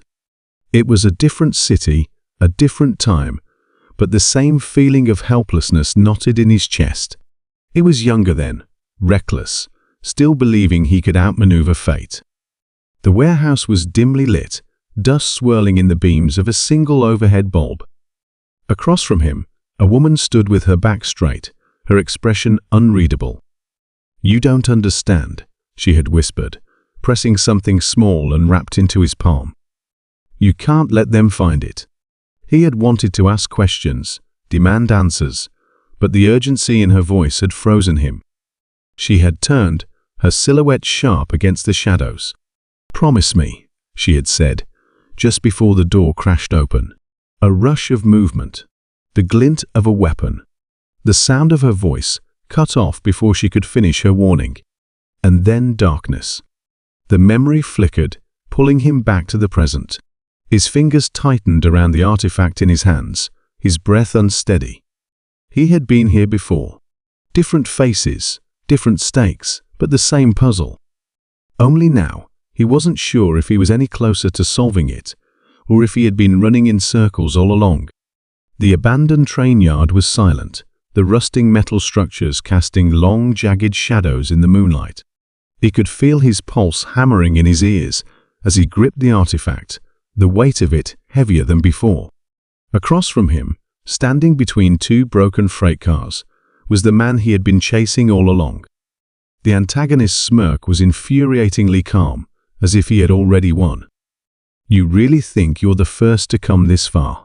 he asked, voice smooth and taunting. "You don't even know what you're holding, do you?" He steadied his breath, keeping his stance firm. "I know enough." The man laughed, slow and deliberate. "Then you know how this ends." A tense silence stretched between them. The wind howled through the empty yard, rattling loose metal sheets overhead. He could feel the tension winding tighter, ready to snap. Then, without warning, the antagonist lunged. The fight was brutal, raw and unrestrained. Fists collided with bone, boots scraped against gravel, and the air filled with the sounds of struggle. He dodged a sharp swing, countering with a strike of his own. The artifact clattered to the ground between them, and for a split second, both hesitated. That was all it took. A deafening gunshot rang out. Pain exploded through his shoulder as he stumbled backward, his vision blurring at the edges. He barely had time to register the blood seeping through his jacket before he saw the antagonist retrieve the artifact. No, he started pushing himself up, but his body wouldn't move fast enough. The smirk returned. "You never really had a chance." And just like that, the antagonist vanished into the shadows, leaving him bleeding and empty-handed. He gritted his teeth against the pain, his mind racing. He had come so close. But now, the mystery was slipping further from his grasp. The cold night air burned his lungs as he struggled to stay on his feet, blood still seeping from his shoulder. His mind screamed at him to keep moving, but the weight of what was unfolding in front of him made him freeze. Across the dimly lit alley, the antagonist stood with an arm wrapped around her throat, his closest ally, the one person who had never given up on him. Her wide, terrified eyes met his, silently pleading, but she didn't say a word. The antagonist tightened his grip, pressing the barrel of a gun against her temple. "You can walk away right now," he said, voice dripping with cruel amusement. "Live to fight another day." Or, he tilted his head toward the trembling figure in his grasp. "You can try to be a hero and die here. Your call." His heart pounded so loudly, he could barely think. His entire body ached, but he forced himself to stand straighter. "Let her go." The antagonist chuckled. "Not how this works." He nudged the gun closer, making her flinch. Tick-tock. His hands clenched into fists. He could still hear the train yard echoes in his head, the gunshot, the pain, the artifact slipping through his fingers. And now this. Another impossible choice. He could run. His body screamed for it, his survival instincts roaring in the back of his mind. If he stayed, he wouldn't make it out alive. He had lost too much blood, taken too many hits. But if he ran, he'd have to live with the fact that he had left her behind. That she had trusted him to protect her, and he had failed. He saw the fear in her eyes shift, turning into something steadier, braver. She shook her head, barely noticeable, but he caught it. She was telling him to go. He couldn't. But before he could speak, the antagonist's smirk widened. "Time's up." And then, he pulled the trigger. The silence after the gunshot was deafening. His breath caught in his throat as he watched her body collapse to the ground, unmoving. His legs felt like lead, his mind a whirlwind of denial and rage. He wanted to scream, but no sound came out. The antagonist merely smirked, lowering the gun with casual ease. Tough break. Then, without another word, he turned and disappeared into the shadows. He dropped to his knees beside her, trembling hands reaching out. But just as his fingers touched her wrist, a faint pulse throbbed beneath his fingertips. She was alive. Barely. His heart lurched. He needed to get her out of here now. But then, from the corner of his eye, he saw it. A small metallic object lay just inches from her hand, half buried in the dirt. It gleamed under the flickering streetlight, almost like it was calling to him. He recognized it immediately. The artifact.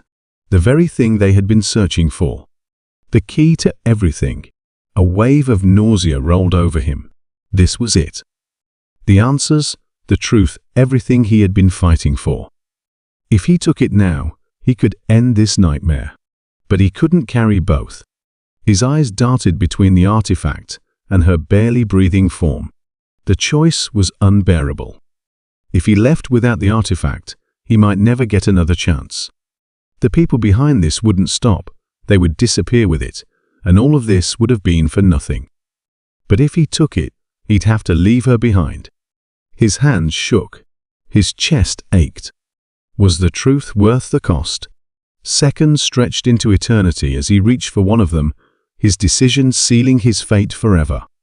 She sat across from him, eyes filled with trust he didn't deserve. His stomach twisted, but he forced a smile. "I need you to do something for me," he said, keeping his tone light, casual, as if this was just another conversation. She nodded without hesitation. "Of course. What is it?" That was the worst part. She didn't even question him. She believed in him, believed he would never put her in harm's way. And yet, that was exactly what he was about to do. He slid a small envelope across the table. "Take this to the address inside. Don't open it. Don't ask questions. Just get it there as soon as you can." Her brows knitted together, confusion flickering in her eyes. What is this about? He hesitated just long enough for doubt to creep in. He hated this. Hated every second of it. But if he told her the truth, she wouldn't go through with it. And he needed her too. The entire plan hinged on this one lie. "It's nothing serious," he said, forcing a chuckle. "Just an old favor I owe someone. I'd do it myself, but I have to be somewhere else, and I trust you more than anyone." She studied him for a moment, searching his face for something: doubt, guilt, hesitation. He kept his expression neutral, though every nerve in his body screamed at him to stop. Finally, she sighed. "All right. I'll do it." Relief flooded him, but it was quickly swallowed by guilt. He watched her walk away, knowing full well that by the time she realized the truth, that she had just delivered the one thing their enemies had been hunting, it would be too late. And when she did find out, when she looked at him with betrayal in her eyes, he wasn't sure if he'd ever be able to earn back the trust he had just shattered. A cold rush of fear shot through the protagonist as they read the message on the screen. "You have less than 24 hours. After that, it's over." The weight of those words settled deep in their chest, pressing down like an iron grip. Time was slipping away faster than they could think, and if they didn't move now, everyone they cared about would be lost. Their hands trembled as they grabbed their phone, dialing the one person they swore they wouldn't involve. The line rang twice before a voice answered, low and urgent. "What did you do?" "I don't have time to explain," the protagonist snapped. "I need your help. Now." A pause. "Then where are you?" They rattled off the location as they sprinted toward their car, heart pounding against their ribs. Every second wasted felt like another nail in the coffin. The deeper they got into this, the more impossible it seemed to fix. But turning back wasn't an option. As they sped through the empty streets, headlights carving through the darkness, a sickening thought gnawed at them. What if this was exactly what the enemy wanted? What if they were already too late? The phone buzzed again.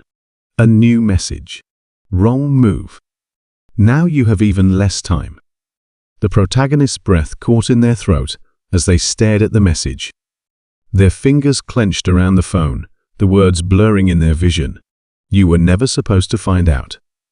A cold chill ran through them as they slowly turned to face the person standing just a few feet away, the one person they had relied on through it all.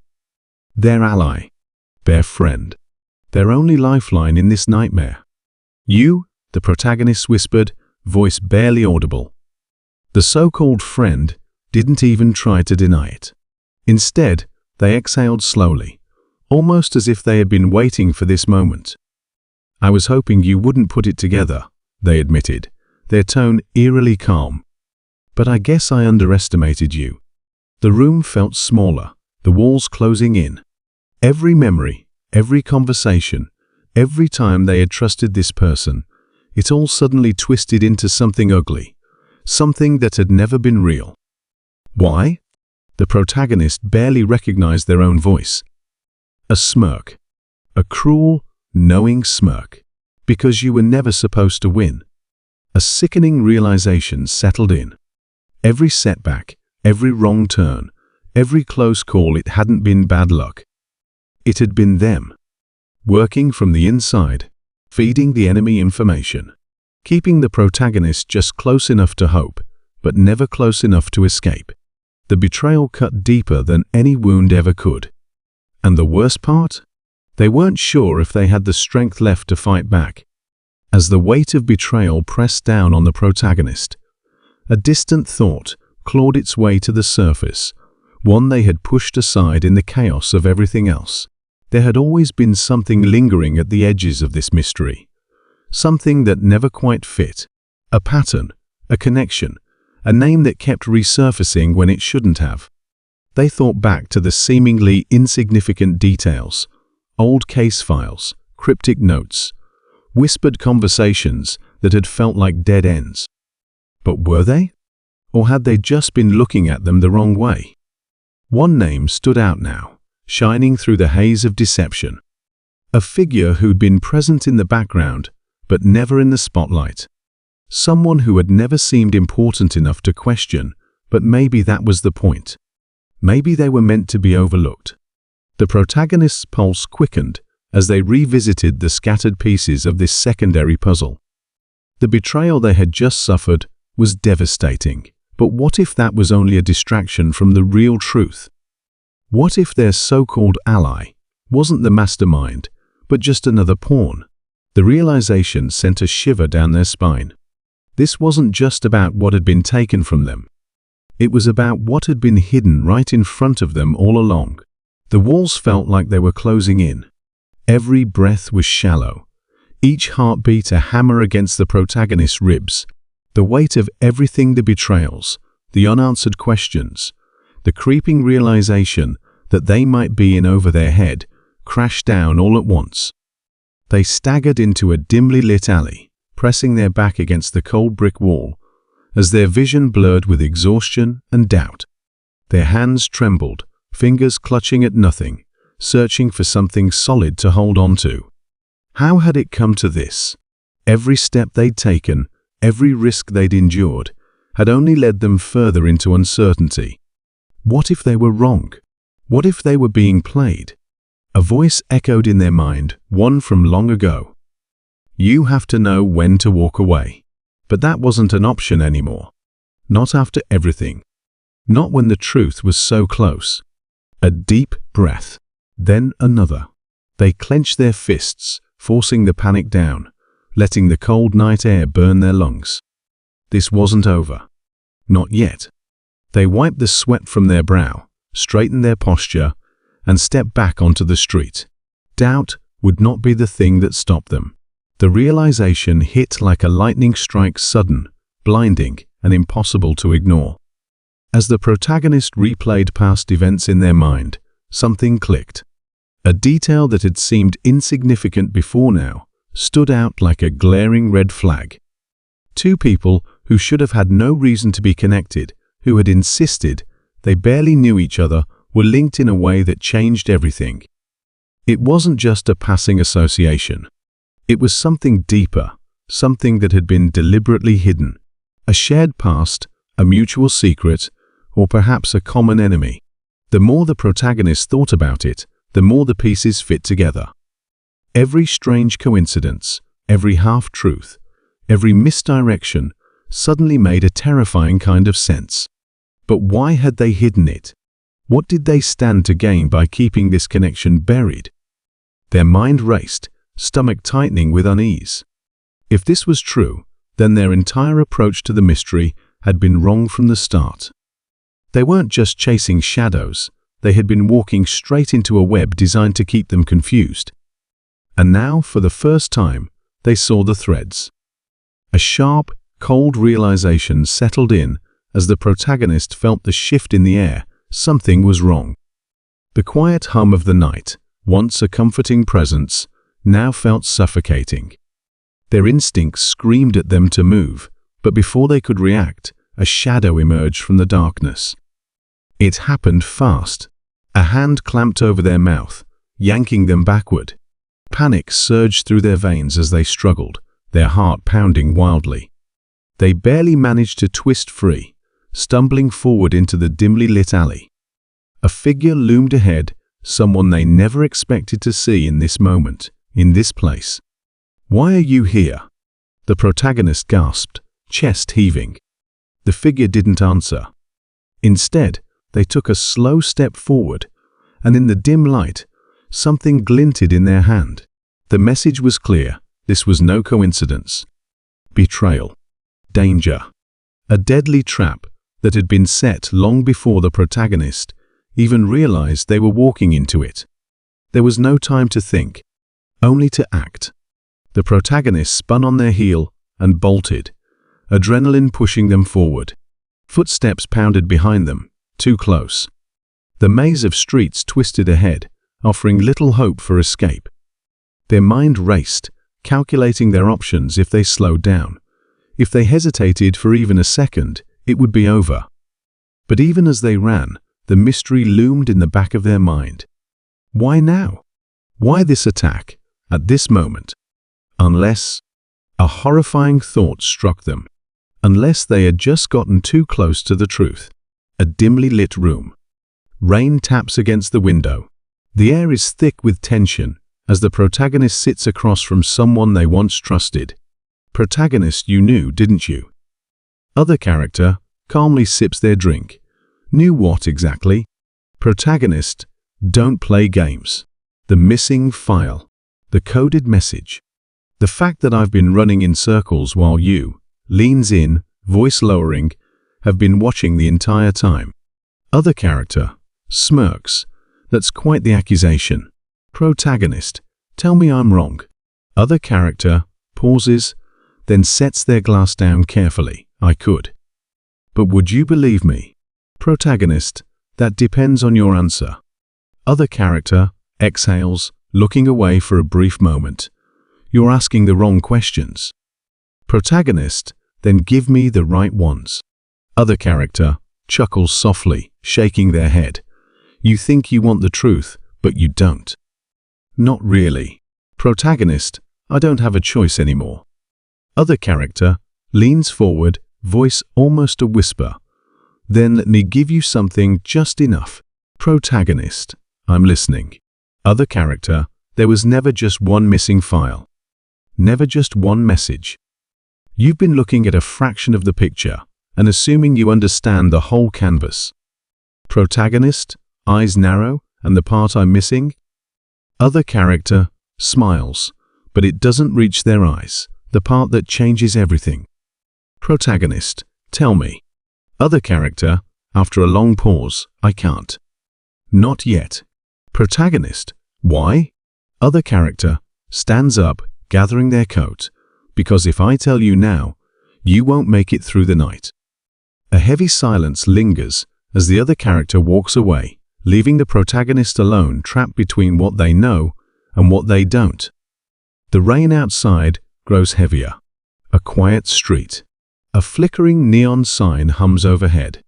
The protagonist watches as an old man limps out of a convenience store, struggling with his groceries.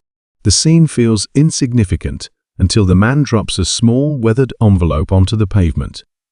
Protagonist pauses, eyes narrowing at the envelope. Something about it feels off. The way it falls. The way the man doesn't even notice. As the protagonist picks it up, a familiar emblem catches their eye, one they've seen before. Buried in classified documents, whispered about in conversations that always ended too soon. Protagonist whispers to themselves, no way. They glance up, ready to call after the old man, but he's already vanished around the corner too fast for someone with a limp. The realization sets in. This wasn't an accident. This was left for them to find. Tearing open the envelope, they pull out a single sheet of paper. At first glance, it's just a receipt. Harmless. But then they see the number's coordinates, barely visible in faded ink. Protagonist, heart pounding, what the hell is this?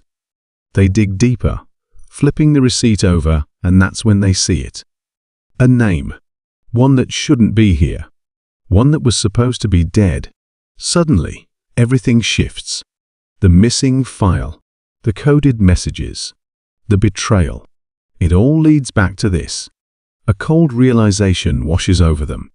They were never looking for answers. They were being led to them. A dimly lit, safe house. Rain pounds against the windows.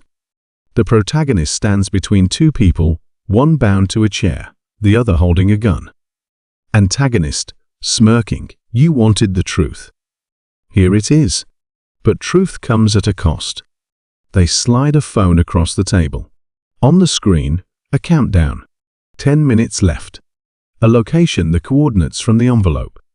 Antagonist, you can go after the final piece of the puzzle, or you can save them.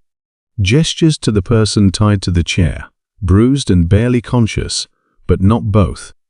The protagonist's hands tighten into fists. Their heart pounds. Every instinct screams at them to think, to find a third way out, but there isn't one. The minutes tick down. Each second stolen away forever. Person in the chair, weakly, you know what you have to do. The protagonist's mind races.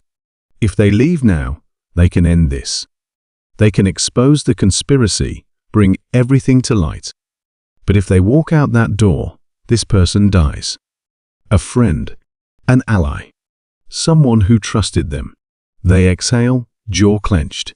The choice is clear. The consequences? Unforgivable.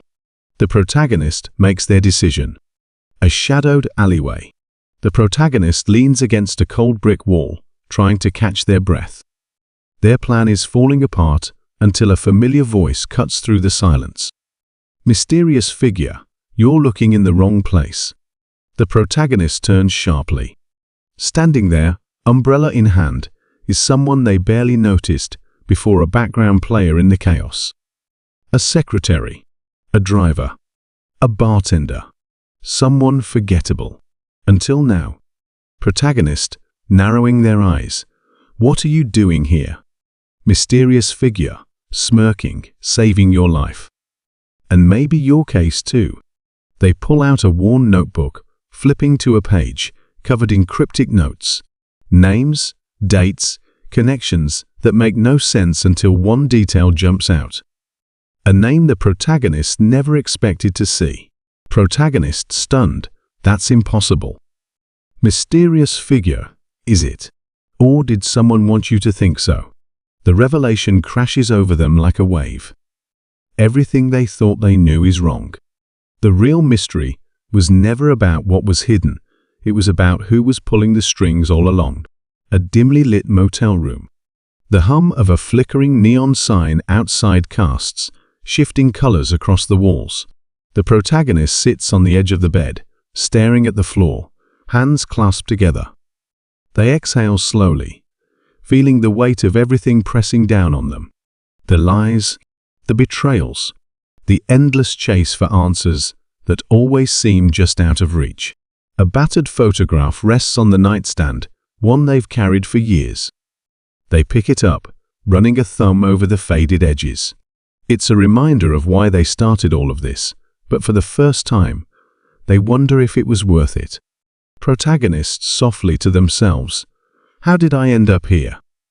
Their reflection stares back at them from the cracked motel mirror, tired eyes filled with doubts they don't want to acknowledge.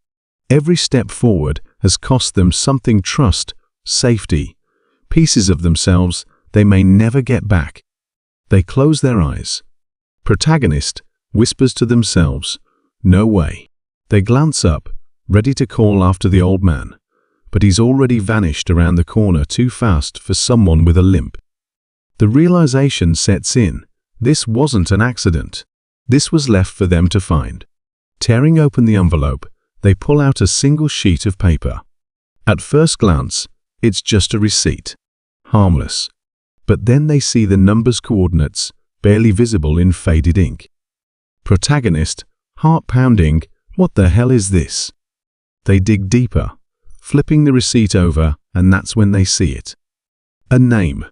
One that shouldn't be here. One that was supposed to be dead. Suddenly, everything shifts. The missing file. The coded messages. The betrayal. It all leads back to this. A cold realization washes over them. They were never looking for answers. They were being led to them. A dimly lit, safe house. Rain pounds against the windows. The protagonist stands between two people, one bound to a chair, the other holding a gun. Antagonist, smirking, you wanted the truth. Here it is. But truth comes at a cost. They slide a phone across the table. On the screen, a countdown. 10 minutes left. A location, the coordinates from the envelope. Antagonist, you can go after the final piece of the puzzle, or you can save them. Gestures to the person tied to the chair, bruised and barely conscious, but not both. The protagonist's hands tighten into fists. Their heart pounds. Every instinct screams at them to think, to find a third way out, but there isn't one. The minutes tick down. Each second stolen away forever. Person in the chair. Weakly, you know what you have to do. The protagonist's mind races. If they leave now, they can end this. They can expose the conspiracy, bring everything to light. But if they walk out that door, this person dies. A friend, an ally, someone who trusted them. They exhale, jaw clenched. The choice is clear. The consequences? Unforgivable. The protagonist makes their decision. A shadowed alleyway. The protagonist leans against a cold brick wall, trying to catch their breath. Their plan is falling apart until a familiar voice cuts through the silence. Mysterious figure, you're looking in the wrong place. The protagonist turns sharply. Standing there, umbrella in hand, is someone they barely noticed before, a background player in the chaos. A secretary, a driver, a bartender, someone forgettable. Until now. Protagonist, narrowing their eyes. What are you doing here? Mysterious figure, smirking, saving your life. And maybe your case too. They pull out a worn notebook, flipping to a page covered in cryptic notes. Names, dates, connections that make no sense until one detail jumps out. A name the protagonist never expected to see. Protagonist stunned. That's impossible. Mysterious figure, is it? Or did someone want you to think so? The revelation crashes over them like a wave. Everything they thought they knew is wrong. The real mystery was never about what was hidden. It was about who was pulling the strings all along. A dimly lit motel room. The hum of a flickering neon sign outside casts shifting colors across the walls. The protagonist sits on the edge of the bed, staring at the floor, hands clasped together. They exhale slowly, feeling the weight of everything pressing down on them. The lies, the betrayals, the endless chase for answers that always seem just out of reach. A battered photograph rests on the nightstand, one they've carried for years. They pick it up, running a thumb over the faded edges. It's a reminder of why they started all of this, but for the first time, they wonder if it was worth it. Protagonists softly to themselves. How did I end up here? Their reflection stares back at them from the cracked motel mirror, tired eyes filled with doubts they don't want to acknowledge. Every step forward has cost them something: trust, safety, pieces of themselves they may never get back. They close their eyes. For a moment, just a moment, they let themselves feel the exhaustion, the fear, the ache of wondering if they're truly alone in this. Then, they inhale sharply and open their eyes again. No more second guessing. No more hesitation. They've come too far to turn back now. An abandoned warehouse, rain hammering against the rusted metal roof. The protagonist and their ally stand face to face, breathing heavily after barely escaping their pursuers. Protagonist, desperate. There has to be another way. Don't do this.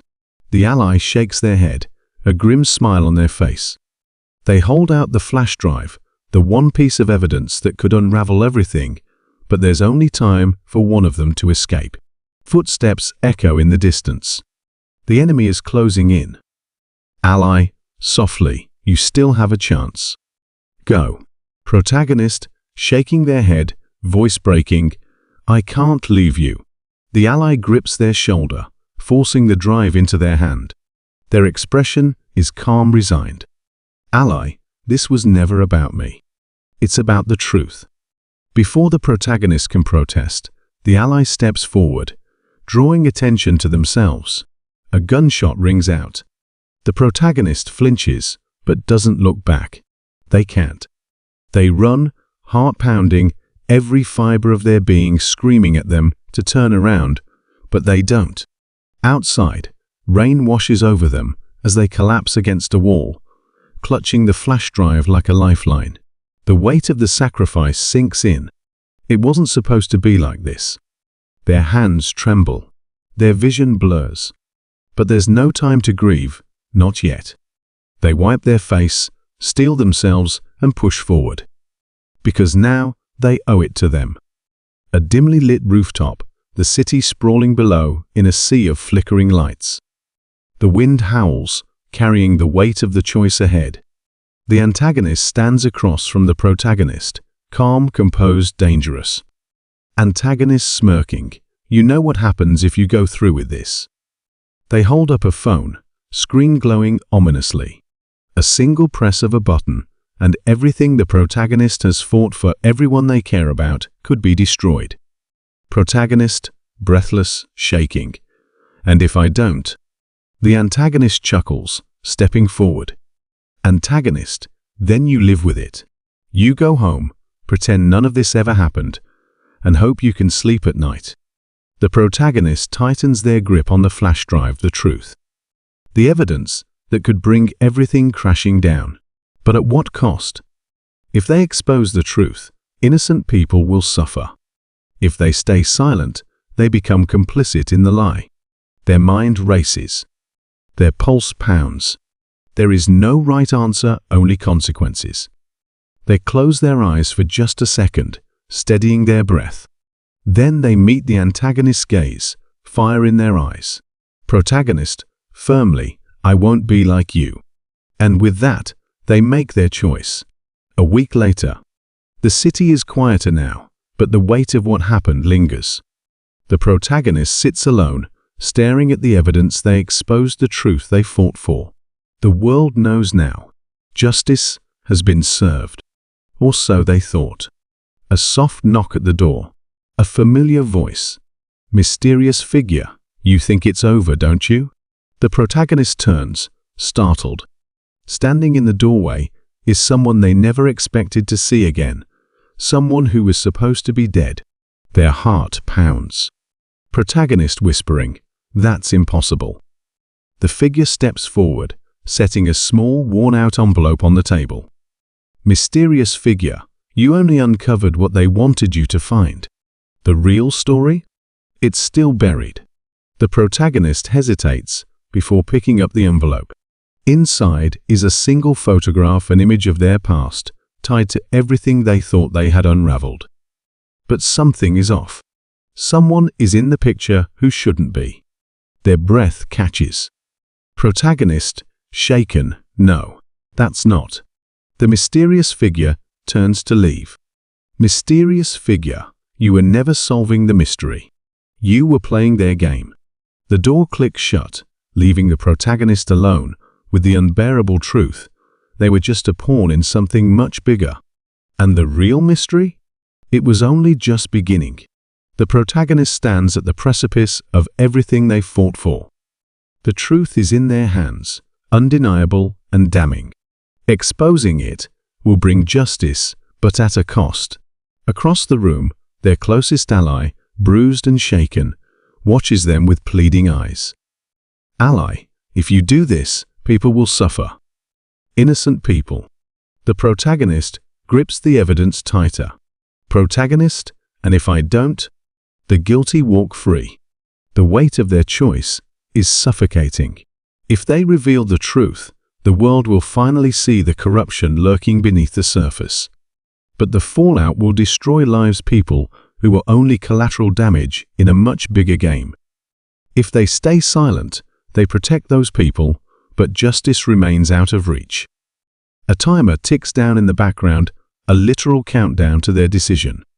The protagonist's pulse pounds. This isn't just about right and wrong anymore. It's about what they can live with. They close their eyes, take a deep breath, and make their choice. The screen cuts to black. The rain pounded against the rooftop as the protagonist sat in the dimly lit room, fingers tracing the edges of an old photograph. The faces in the picture were familiar ghosts of a past they had tried to bury. Flashback, years ago. The scent of coffee and ink filled the air as the protagonist sat across from someone they trusted more than anyone, someone who is now gone. Mentor, you have to understand, the truth isn't just about facts. It's about what people choose to believe. The protagonist frowned, gripping the folder of documents between them. Protagonist, but if we don't tell them, who will? The mentor smiled sadly, shaking their head. Mentor, there's a cost to knowing too much. You don't just expose the lie, you make enemies. And some truths are buried for a reason. A shadow passed over the mentor's face, as if they had already paid that cost. Later that night, the protagonist found the mentor's office ransacked. Papers scattered. A single chair overturned. And on the desk, the photograph now clutched in their hand marked with a red X. Back to the present. The protagonist exhaled, the memory hitting harder than before. This wasn't just about solving the mystery. It never had been. This was about finishing what their mentor started, about proving that the truth mattered. even if it cost them everything. The protagonist stood at the edge of the city, the distant hum of traffic blending with the echoes of everything they had uncovered. The truth was out now, at least, the version of it they had fought to expose. The real truth? That was something no one would ever fully grasp. As they turned to leave, a flicker of movement caught their eye. A figure stood across the street, half shrouded in shadow. Familiar. Impossible. Their heart pounded as the figure stepped forward just enough for the streetlight to catch their face. It was their mentor. Alive. The world seemed to tilt as the protagonist struggled to make sense of what they were seeing. The mentor, gone for years, presumed dead, watched them with an expression that was neither relief nor regret, but something unreadable. Then, just as quickly as they had appeared, the mentor slipped back into the darkness. Had they been manipulated from the start? Had they only uncovered what someone wanted them to find? As the protagonist stood frozen in place, one thought gnawed at them. If the mentor was alive, what else had been a lie? The truth had never been the end. It was only the beginning.